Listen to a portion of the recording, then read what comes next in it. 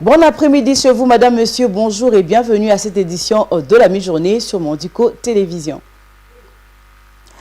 À la une de l'actualité, le chef de l'État, commandant suprême de forces armées de la République démocratique du Congo, FARDC, et de la police nationale congolaise, PNC, le chef de l'État Félix Tshisekedi a présidé le mercredi 8 janvier dans la soirée une réunion de Conseil supérieur de la défense élargie au cours de laquelle la situation opérationnelle dans toute la RDC, spécifiquement dans la partie Est, avait été abordée. Suivez.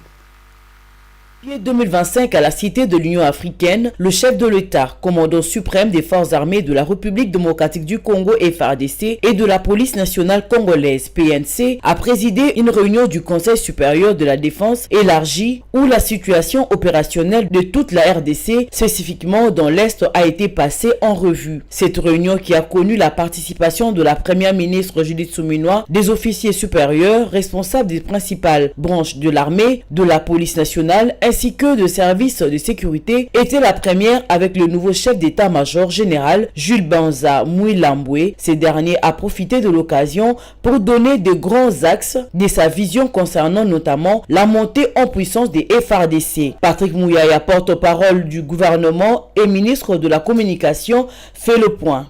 Nous venons de terminer sous la direction du commandant suprême de forces armées de la République démocratique du Congo et de la police nationale congolaise une réunion du Conseil supérieur de la défense élargie où nous avons essentiellement passé en revue la situation opérationnelle dans toute la République démocratique du Congo, mais spécifiquement dans l'Est de la République démocratique du Congo. Cette réunion du Conseil supérieur de la défense était la première avec le nouveau chef d'état-major général qui a eu à la suite du vice-premier ministre, ministre de la Défense, donné les grands axes de sa vision sur ce qui concerne notamment la montée en puissance de forces armées de la République démocratique du Congo, mais la réponse militaire que nous apportons face à la guerre d'agression qui nous est menée par les Rwandais et ses supplétifs terroristes du M23.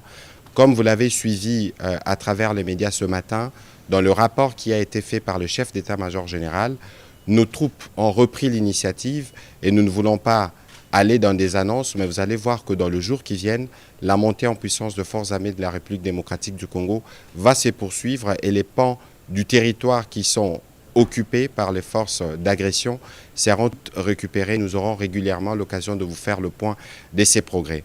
Au-delà de la question opérationnelle qui a été abordée dans toute sa dimension, nous avons aussi abordé les aspects diplomatiques de ces questions où vous avez noté avec nous l'isolation de plus en plus constatée du Rwanda qui montre que ce n'est pas le pays qui veut la paix dans l'Est de la République démocratique du Congo. Et de ce point de vue, la ministre d'État, ministre des Affaires étrangères, a reçu des orientations précises sur ce qui doit être fait à ces niveaux. À cet effet, la ministre d'État, ministre des Affaires étrangères, a reçu des orientations précises sur ce qui doit être fait à ces niveaux. Par ailleurs, le Conseil a décidé que, dans le même esprit, les aspects judiciaires doivent se poursuivre à l'encontre des comportements, des attitudes qui sont suspects, qui ne sont pas de nature à renforcer l'unité nationale ou l'union derrière le FARDC. Au terme de cette réunion, le président de la République a à nouveau loué la bravoure et les sacrifices de FARDC. Il a lancé un appel à tous les Congolais à faire confiance aux efforts soutenus du gouvernement engagé sur le front militaire, diplomatique, judiciaire, économique et médiatique pour restaurer la paix dans l'Est de la République démocratique du Congo.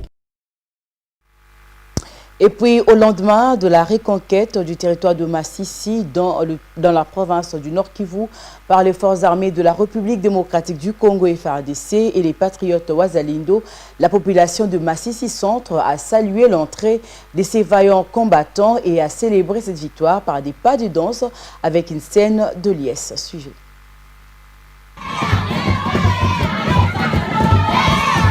Massissi Centre, le chef-lieu du territoire de Massissi dans la province du Nord Kivu, a été repris par les forces armées de la République démocratique du Congo FARDC, soutenu par les patriotes locaux Wazalendo. Mercredi 8 janvier, après d'intenses combats contre le rebelle du M23 appuyé par l'armée rwandaise. La coalition gouvernementale a été délogée de Massissi Centre le samedi 4 janvier dernier par le rebelle qui avait occupé également d'autres localités telles que Kabale et Louché Béré. L'on peut remarquer sur ces images la scène de liesse de la population de Massissi Centre qui salue la bravoure de vaillants combattants ainsi que celle de patriotes Wazalendo.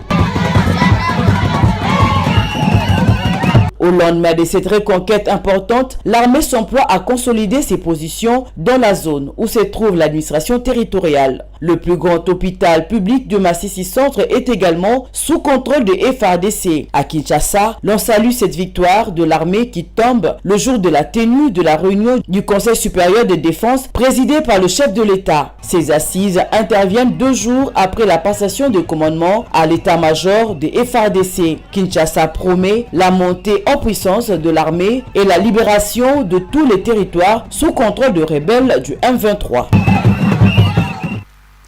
Revenons à Kinshasa dans le chapitre de transport. Le point de vue des habitants de Kinshasa sont partagés sur la nouvelle grille tarifaire du transport en commun publiée mardi dans la soirée par les autorités provinciales. Si les uns saluent cette décision du gouvernement provincial de fixer les itinéraires officiels à Kinshasa et leurs tarifs, d'autres par contre la contestent. Pour le conducteur de taxis et taxibus, cette grille tarifaire ne tient pas compte des réalités sur terrain, notamment les embouteillages fréquents dans la capitale. Regardez.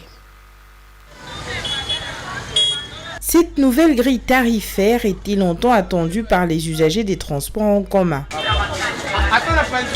En vertu de ce tarif, le trajet entre Njili Sainte-Thérèse et l'avenue de Commerce est fixé à 1000 francs. La commune de Limba, boulevard du 30 juin est fixé à 2000 francs. Le quartier Mboudi jusqu'au centre-ville revient à 1000 francs. Beaucoup d'usagers espéraient que le prix de la course allait baisser pour leur permettre de souffler. Il n'en est rien. Pour cet habitant de Kinshasa qui emprunte les transports en commun, les autorités doivent placer des agents de contrôle sur la route pour faire respecter ce nouveau tarif. Ministre provincial, il y a transport.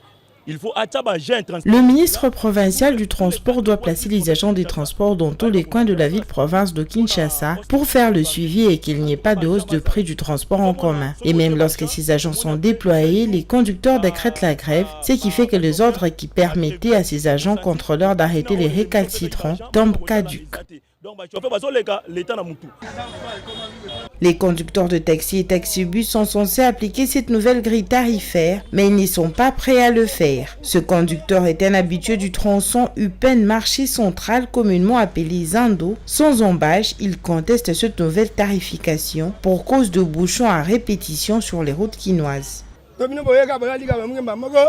Nous nous sommes réveillés le matin, nous avons trouvé que la course est fixée à 1000 francs congolais. Est-ce que c'est comme ça que ça devrait se passer? Il y a des embouteillages sur nos routes et la circulation alternée a été imposée sur certaines artères. Nous passons 3 heures du temps pour quitter l'Upen et arriver ici en ville. Si l'on doit parcourir ce trajet à 1000 francs congolais, cela veut dire que le propriétaire de ces véhicules doit également revoir à la baisse les versements journaliers. Sur beaucoup d'itinéraires, l'état de la chaussée laisse à désirer. Les routes sont jonchées des nids de poules et cela cause également beaucoup d'embouteillages. Pour ce taximène, cet état de choses ne favorise pas le respect de cette nouvelle grille tarifaire. C'est une bonne décision, mais qu'ils nous construisent des routes pour nous permettre de bien circuler. Des mesures d'encadrement sont prises par les autorités provinciales pour faire respecter la nouvelle grille tarifaire, notamment l'affichage obligatoire à l'intérieur du véhicule des tarifs et des itinéraires. Le sectionnement d'itinéraires communément appelé demi-terrain est formellement interdit. En attendant que les conducteurs ne s'exécutent, la population paye encore le prix fort de cette situation. Et puis, 2 coups de feu ont été entendus mercredi 8 janvier 2025 dans la soirée près du palais présidentiel dans la capitale du Tchad. Un assaut mené par un commando de 25 membres qui fait 19 morts, dont 18 assaillants et 6 blessés, selon le ministre des Affaires étrangères, Abderrahmane Koulamalaha. Suivez Bijou Lumuna pour les commentaires. Le chef de la diplomatie du Tchad a déclaré que des soldats défendaient le président et que la situation était sous contrôle. Le coup de feu en retentit pendant plusieurs minutes près du complexe présidentiel à N'Djamena, a indiqué un habitant du quartier. Ces tirs ont suscité des inquiétudes quant à la sécurité du pays, dans une région où les coups d'État sont fréquents. L'origine des coups de feu n'était pas très précise. Des vidéos semblant provenir de la zone montraient des véhicules militaires et des soldats lourdement armés dans les rues et à l'intérieur du palais présidentiel. La situation est complètement sous contrôle. Il n'y a pas lieu de s'inquiéter, a déclaré le ministre des Affaires étrangères, Abderrahmane Koulamala, entouré des soldats, lors d'une diffusion en direct sur Facebook, réalisée depuis ce qui semblait être un palais présidentiel calme. Je suis actuellement à la présidence de la République où la situation est totalement maîtrisée. Il n'y a aucune crainte, il n'y a rien de grave et nous ne pouvons rien vous dire pour l'instant, mais la situation est totalement sous contrôle. Nous attendons la venue du procureur de la République pour vous montrer la réalité de ce qui s'est passé. Mais d'ores et déjà, je voudrais rassurer l'ensemble des Tchadiens que la situation est sous contrôle. Les coups de feu ont été signalés environ une semaine après que la nation africaine a organisé des élections législatives censées restaurer la démocratie, mais que l'opposition principale a boycotté. Les résultats n'ont pas encore été annoncés et des analystes estiment que ce scrutin devrait aider le président Mahamat Déby Itno à renforcer son emprise sur le pouvoir. Mahamat Déby Itno a pris le pouvoir en tant que dirigeant militaire après que son père, qui a régné pendant 3 décennies, a été tué en 2021 lors des combats contre les rebelles. Déby Itno a remporté une élection présidentielle l'année dernière que les observateurs internationaux ont jugé peu crédible. Voilà, c'est cette page africaine qui met un terme à cette édition de la mi-journée. Merci de l'avoir suivi. Restez branchés au programme de Montico Télévision. Au revoir.